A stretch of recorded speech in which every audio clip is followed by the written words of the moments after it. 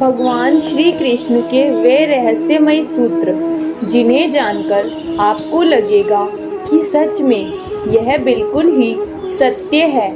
निश्चिंत ही उनके ये सूत्र आपके जीवन में बहुत काम आएंगे। जीवन में सफलता चाहते हैं तो गीता के ज्ञान को अपनाएं और निश्चिंत तथा भयमुक्त जीवन पाए। पहला सूत्र, भगवान श्री कृष्ण कहते हैं कि यदि आप लक्ष्य को प्राप्त करने में विफल रहते हैं तो अपनी रणनीति बदलें, लक्ष्य नहीं। इस जीवन में ना कुछ खोता है ना व्यर्थ होता है। जो इस लोक में अपने काम की सफलता की कामना रखते हैं वे देवताओं की प्रार्थना करें। दूसरा सूत्र, श्री कृष्ण कहते हैं कि खुशी मन की एक अवस्था है जो बाहरी दुनिया से नहीं मिल सकती है। खुश रहने की एक ही कुंजी है, इच्छाओं की कमी। तीसरा सूत्र, आत्मविनाश या नरक के ये 3 द्वार है, वासना, क्रोध और लोभ। क्रोध से भ्रम पैदा होता है, भ्रम से बुद्धि व्यग्र होती है। जब बुद्धि व्यग्र होती है तब तर्क नष्ट हो जाता है। जब तर्क नष्ट होता है तब व्यक्ति का पतन हो जाता है। वह व्यक्ति जो सभी इच्छाएं त्याग देता है और मैं और मेरा की लालसा और भावना से मुक्त हो जाता है, उसे शांति प्राप्त होती है। चौथा सूत्र, विश्वास क्या है? मनुष्य अपने विश्वास से निर्मित होता है। जैसा वो विश्वास करता है वैसा वो बन जाता है। व्यक्ति जो चाहे बन सकता है यदि वह विश्वास के साथ इच्छित वस्तु पर लगातार चिंतन करे। हर व्यक्ति का विश्वास उसकी प्रकृति के अनुसार होता है। विश्वास की शक्ति को पहचानें। पांचवा सूत्र, मित्र और शत्रु दोनों है मन। जो मन को नियंत्रित नहीं करते उनके लिए वह शत्रु के समान कार्य करता है। मन की गतिविधियों, होश, श्वास और भावनाओं के माध्यम से भगवान की शक्ति सदा तुम्हारे साथ है और लगातार तुम्हें बस एक साधन की तरह प्रयोग करके सभी कार्य कर रही है। मन अशांत है और उसे नियंत्रित करना कठिन है, लेकिन अभ्यास से इसे वश में किया जा सकता है। सर्वोच्च शांति पाने के लिए हमें हमारे कर्मों के सभी परिणाम और लगाव को छोड़ देना चाहिए। केवल मन ही किसी का मित्र और शत्रु होता है। छठा सूत्र, निर्भीक बनो, उससे मत डरो जो वास्तविक नहीं है, ना कभी था ना कभी होगा। जो वास्तविक है वो हमेशा था और उसे कभी नष्ट नहीं किया जा सकता। प्रबुद्ध व्यक्ति के लिए गंदगी का ढेर, पत्थर और सोना सभी समान है। सातवां सूत्र, संशय ना करो। सदैव संदेह करने वाले व्यक्ति के लिए प्रसन्नता ना इस लोक में है ना ही कहीं और। आत्मज्ञान की तलवार से काटकर अपने हृदय से अज्ञान के संदेह को अलग कर दो। अनुशासित रहो। संदेह, संशय, दुविधा या द्वंद्व में जीने वाले लोग ना तो इस लोक में सुख पाते हैं और ना ही परलोक में। उनका जीवन निर्णयहीन, दिशाहीन और भटकाव से भरा रहता है। 8वां सूत्र, आत्मा ना जन्म लेती है और ना ही मरती है। जन्म लेने वाले के लिए मृत्यु उतनी ही निश्चिंत है जितनी कि मृत होने वाले के लिए जन्म लेना। इसलिए जो अपरिहार्य है उस पर शोक मत करो। ना कोई मरता है और ना कोई मारता है, सभी निमित्त मात्र है। सभी प्राणी जन्म से पहले बिना शरीर के थे, मरने के उपरांत वो बिना शरीर वाले हो जाएंगे।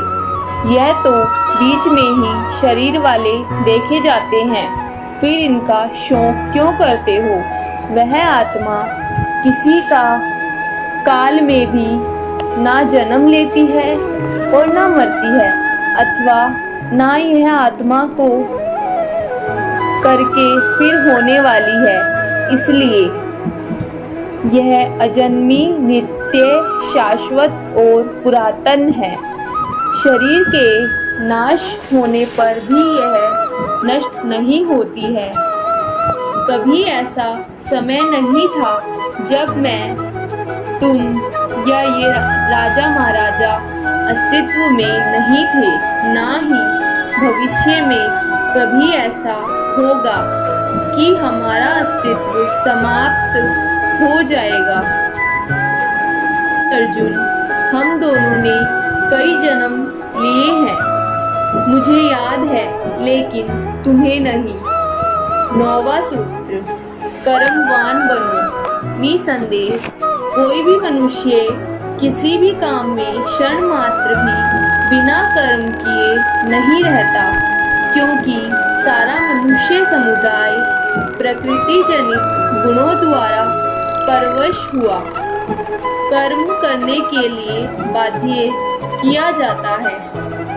अपने अनिवार्य कार्य करो, क्योंकि वास्तव में कार्य करना निष्क्रियता से बेहतर है। ज्ञानी व्यक्ति को कर्म के प्रतिफल को अपेक्षा कर रहे अज्ञानी व्यक्ति के दिमाग को अस्थिर नहीं करना चाहिए। अप्राकृतिक कर्म बहुत तनाव पैदा करता है। किसी और का काम पूर्णता से करने से कहीं अच्छा है कि अपना काम कर भले ही उससे अपूर्णता से करना पड़े। बुद्धिमान व्यक्ति कामुक सुख में आनंद नहीं लेता। कर्म योग वास्तव में एक परम रहस्य है। 10वां सूत्र, जो मेरे साथ है मैं उनके साथ हूँ। संपूर्ण ब्रह्मांड मेरे ही अंदर है। मेरी इच्छा से ही यह फिर से प्रकट होता है और अंत में मेरी इच्छा से ही इसका अंत हो जाता है। मेरे लिए ना कोई घृणित है ना ही प्रिय, किंतु जो व्यक्ति भक्ति के साथ मेरी पूजा करते हैं वो मेरे साथ है और मैं भी उनके साथ हूँ। कर्म करने वाले सबसे नीच व्यक्ति जो राक्षसी प्रवृत्तियों से जुड़े हुए हैं और जिनकी बुद्धि माया में हर ली है, वो मेरी पूजा या मुझे पाने का प्रयास नहीं करते। हे अर्जुन, कल्पों के अंत में सब भूत मेरी प्रकृति को प्राप्त होते हैं, अर्थात प्रकृति में लीन होते हैं और कल्पों के आदि में उनको मैं फिर रचता हूँ। मैं उन्हें ज्ञान देता हूँ जो सदा मुझसे जुड़े रहते हैं और जो मुझसे मैं सभी प्राणियों को समान रूप से देखता हूँ। ना कोई मुझे कम प्रिय है ना ही अधिक, लेकिन जो मेरी प्रेम पूर्वक आराधना करते हैं वो मेरे भीतर रहते हैं और मैं उनके जीवन में आता हूँ। मेरी कृपा से कोई सभी कर्तव्यों का निर्वाह करते हुए भी बस मेरी शरण में आकर अनंत अविनाशी निवास को प्राप्त करता है। हे अर्जुन, केवल भाग्यशाली योद्धा ही ऐसा युद्ध लड़ने का अवसर पाते हैं जो स्वर्ग के द्वार के समान है। 11वां सूत्र ईश्वर के बारे में। भगवान प्रत्येक वस्तु में है और सबके ऊपर भी। प्रबुद्ध व्यक्ति सिवाय ईश्वर के किसी और पर निर्भर नहीं करता। सभी काम छोड़कर बस भगवान से पूर्ण रूप से समर्पित हो जाओ। मैं तुम्हें सभी विचारों से मुक्त कर दूंगा। शोक मत करो। जो कोई भी जिस भी देवता की पूजा विश्वास के साथ करने की इच्छा रखता है, मैं उसका विश्वास उसी देवता में दृढ़ कर देता हूँ। हे अर्जुन, मैं भूत, वर्तमान और भविष्य के सभी प्राणियों को जानता हूँ, किंतु वास्तविकता में मुझे कोई नहीं जानता। ईश्वर एक अदृश्य एवं अकथनीय स्थिति है जिससे संसार की उत्पत्ति, पालन एवं लय होता है। मानवीय रूप से उसकी ऐसी कल्पना की जा सकती है कि उसके सभी ओर से ज्ञानेंद्रिया और कर्मेंद्रिया है।